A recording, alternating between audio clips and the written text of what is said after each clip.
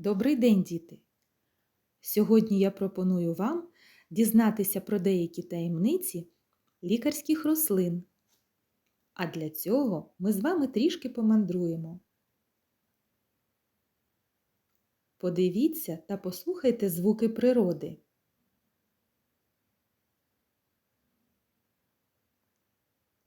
Що ви чуєте? Плескіт води,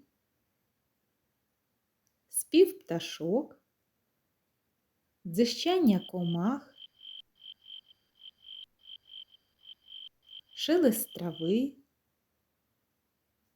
шум вітру. А в яку пору року ви можете це почути? Так, навесні. Погляньте, як все навкруги радіє весні, особливо рослини.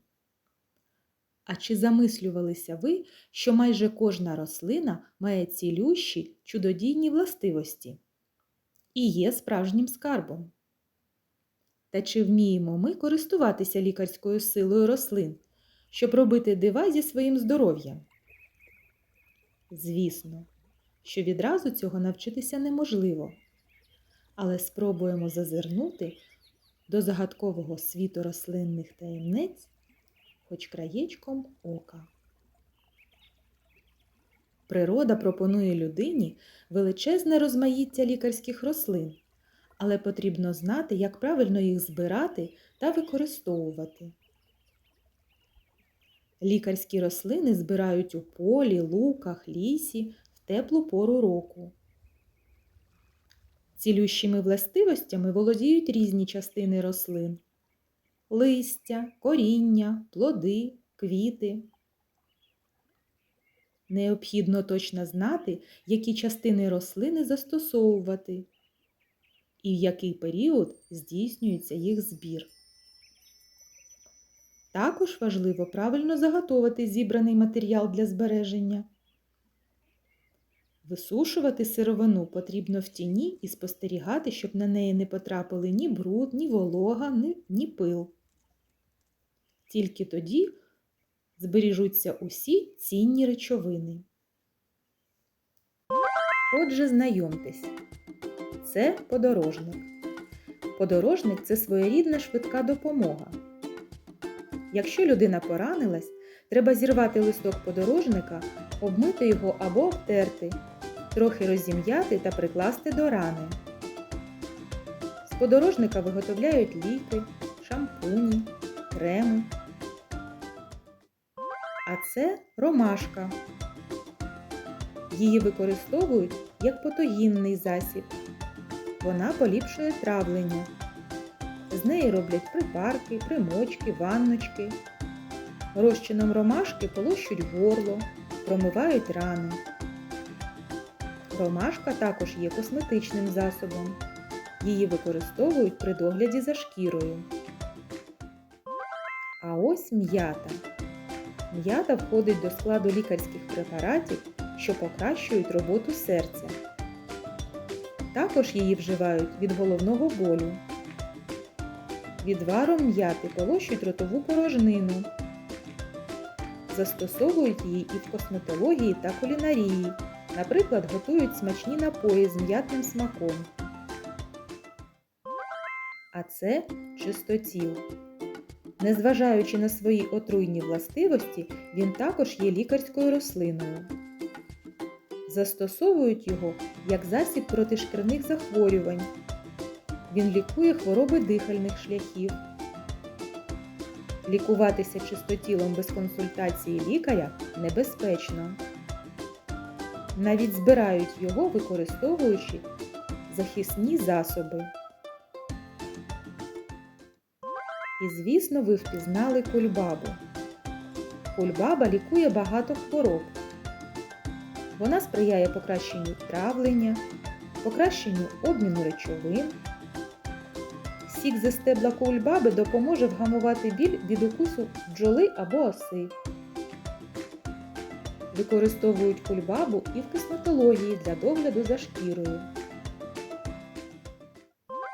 А це барвінок. Барвінок нормалізує кров'яний тиск, поліпшує роботу серця, судин мозку. Крім того, барвінок відомий як дуже гарна декоративна рослина, що прикрашує наші садиби. Звіробій вважають рослиною від 99 хвороб. Він покращує травлення, сприяє загоєнню ран та опіків, має протизапальні властивості. А це квіти липи. Липа відома своїм неперевершеним ароматом під час цвітіння. І, мабуть, ви куштували смачний липовий мед. Квіти липи ефективні при простудних захворюваннях. Шипшина багата вітаміном С, який підсилює опір хворобам, зміцнює імунітет. З ягід шипшини виготовляють цілющі відвари, які застосовують при простудних захворюваннях та захворюваннях печінки.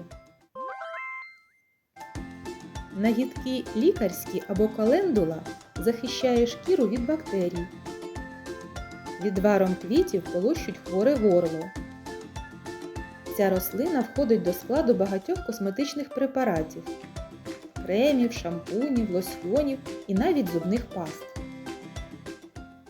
Але необхідно знати, що лікарські рослини можуть заготовляти і робити з них ліки тільки дорослі. Діти можуть допомагати. Є певні правила збору лікарських рослин. Послухайте їх уважно. Треба добре знати лікарську рослину і відрізняти її від інших отруйних рослин. Збирати рослини краще в суху погоду, вранці, після того, як висохне роса. Не можна збирати рослини в місті і поблизу дороги. Рослини там забруднені отрутою з вихлопних труб транспорту. Зірвані рослини складають в широкий кошик, щоб не пошкодити їх. Сушити рослини потрібно в тіні, а не на сонці. Не можна при зборі топтати сусідні рослини. Не можна рвати рослини з коренем і рвати все до останнього. Ні в якому разі не можна рвати рослини, які занесені в Червону книгу. Обов'язково використовувати захисні рукавички і навіть окуляри.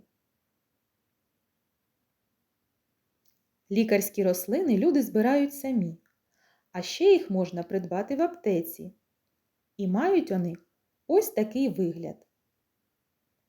Зверніть увагу, що на коробочці написана інформація, як використовувати ту чи іншу рослину.